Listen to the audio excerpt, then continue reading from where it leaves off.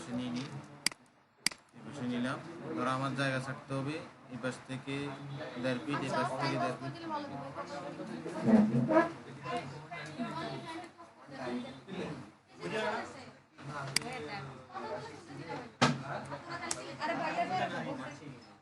এই দেখো, আবার দেখো, তাহলে এই প্ল্যানটার মধ্যে আমরা এটা যদি আমার সামনের সাইড হয়, ঠিক আছে, তাহলে সামনের সাইডে আমি 3 ফিট 4 ইঞ্চি ছাড়লাম, এটা 3 ফিট 4 ছাড়লাম। আর এই পাশ থেকে ধরো 2 ফিট ছাড়তেছি,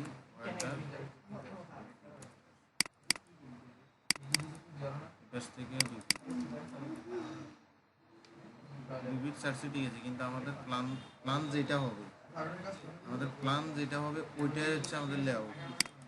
আর আমার প্ল্যানে এই বরাবর সোজা স্কোয়ার, তাহলে এই জায়গাটা ওয়াইজ থাকবে, বেশি থাকবে, সমস্যা। এফ এন্টার দিয়ে সিলেক্ট করো। এটা ছোট জায়গায় জন্য অল্প জায়গা ছাড়ছে।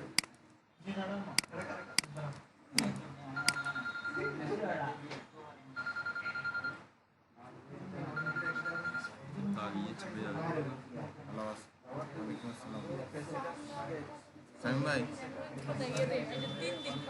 হ্যালো,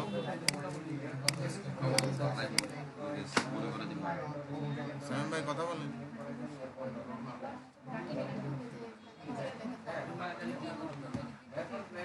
তাহলে দেখো, আমরা তাহলে অনেক সময় আমাদের প্ল্যান যদি আঁকা বাঁকা হয়, ধরো আমাদের প্ল্যান এরকম শেপ থাকতে পারে,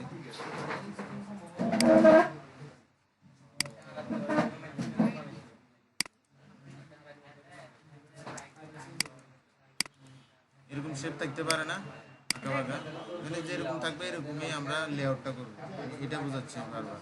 তাহলে এটা যদি আমাদের সেটব্যাক ছাড়ার পরে যদি আমাদের এই জায়গাটা থাকে, তাহলে এটার মধ্যে আমরা লেআউটটা করবো। 5 এন্টার দিয়ে 5 ইঞ্চি ওয়ালটা দিয়ে দিবা।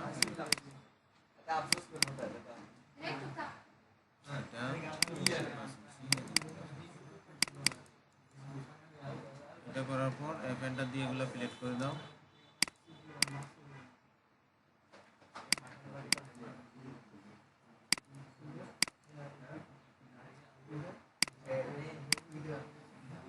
সিলেক্ট তো সবাই পারো। এটা করার পরে এখন আমাদের কি করতে হবে, সিঁড়িটা কোথায় দিতে হবে সবসময় মাথায় রাখবে। যেদিকে জায়গা বড় ওই দিক থেকে আমরা সিঁড়িটা দেওয়ার চেষ্টা করবো, যেদিকে জায়গা বড় ওই দিক থেকে। তাহলে এখানে কোথায় দিতে পারি, এখানে সিঁড়িটা কোথায় দিতে পারি বলো? এই আমার কথা শুনতেছো না? না, এখানে সিঁড়িটা কোথায় দেওয়া যায়? আমি বললাম যে যেদিকে জায়গা বড়, তার মানে এই পাশে এটার মিডে ধরে আমরা সিঁড়িটা এখানে দিব, ঠিক আছে। সিঁড়ির জায়গা ধরো আমরা আগে এটা মাপ নিই 4 ফিট করে 8 ফিট জায়গা নিয়ে নিই। এই যে সাইড বেড দিলাম, এই জায়গা কম ছাড় হয়েছে। তাহলে এদিক থেকে আমি সিঁড়ির মাপটা নিলাম ধরো 16 ফিট।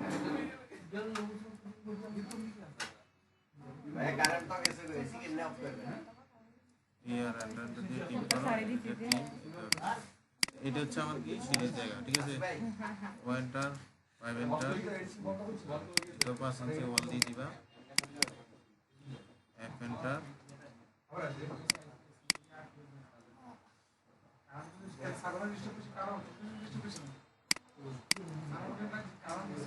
সিঁড়িটা এইভাবে মাপটা নিয়ে নিলা। সিঁড়ির মাপ 16 আর 8 নিচে, ঠিক আছে।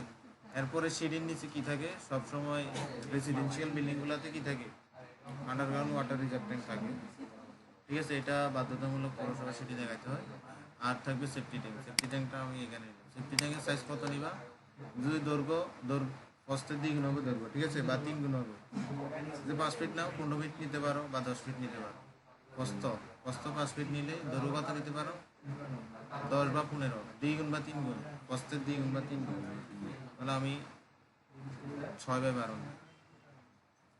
6 ফিট কমা, তাহলে আমার এটা হচ্ছে সেফটি ট্যাঙ্ক। এটা নিয়ে ধরো আমার সুবিধা মতো জায়গায় বসা রাখলাম, এখানে হয়তো দিতে পারি 5 এন্টার দিয়ে দিলাম।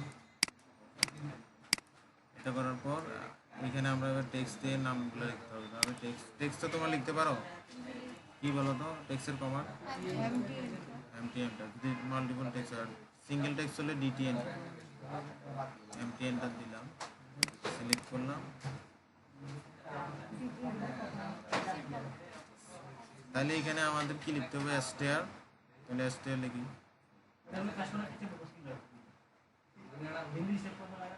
বলছি সিঁড়ির নিচে কি হয়, আন্ডারগ্রাউন্ড ওয়াটার রিজার্ভ খুবই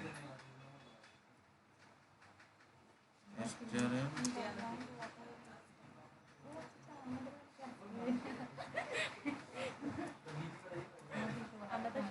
এইটা সিলেক্ট করো, এইভাবে সিলেক্ট করে এখান থেকে এই দেখো এখান থেকে এটাও সিলেক্ট করো, দুটোটা সিলেক্ট করবা। করার পরে ধরো আমি এটা 10 ইঞ্চি রাখতেছি, 10 এন্টার দিই। তাহলে এটা লেখা শুনবো। তারপর এটা সিলেক্ট করো, করে এখানে এটার নামটা লিখে দাও, সেফটি ট্যাঙ্ক না,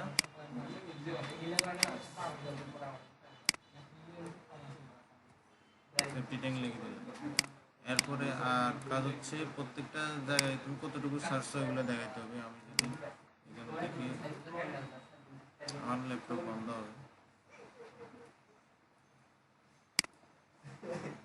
ডাইমেনশন প্রত্যেক জায়গায় দেখা দিবে। এখান থেকে কতটুকু সার্চ এটা, এই জায়গায় কতটুকু সার্চ এটা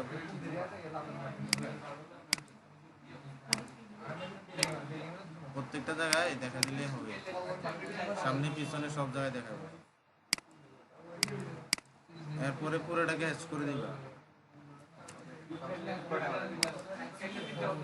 হ্যাচ করো, সবুজ না এখানে ঠিক করে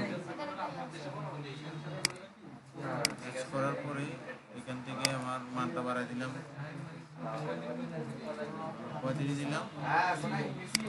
35 দেওয়ার পর আর একটু বাড়াই দিই, সব জায়গায় হবে। কালারটা এখান থেকে ওয়াল কালার,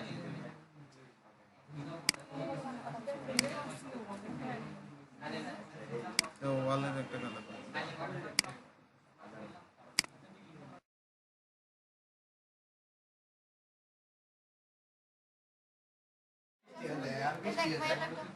আচ্ছা দেখো, তাহলে এটাকে আমরা লেয়ার কালো করে দিলাম।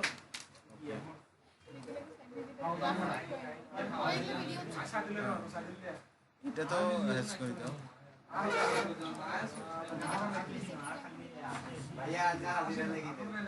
তাহলে এখানে কি করবা, বাউন্ডারি ওয়াল যেটা ওইটাও কিন্তু 5 ইঞ্চি না, ওইটাও 5 ইঞ্চি দিয়ে দাও। Enter, time enter.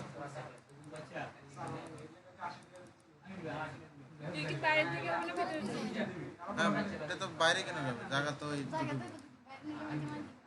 এখন এখান থেকে ডাইমেনশন সবগুলো দেখাইতে হবে। ডাইমেনশন হচ্ছে মেইন, এই ডাইমেনশন দেখে ওনারা হিসাব করবে, ঠিক আছে।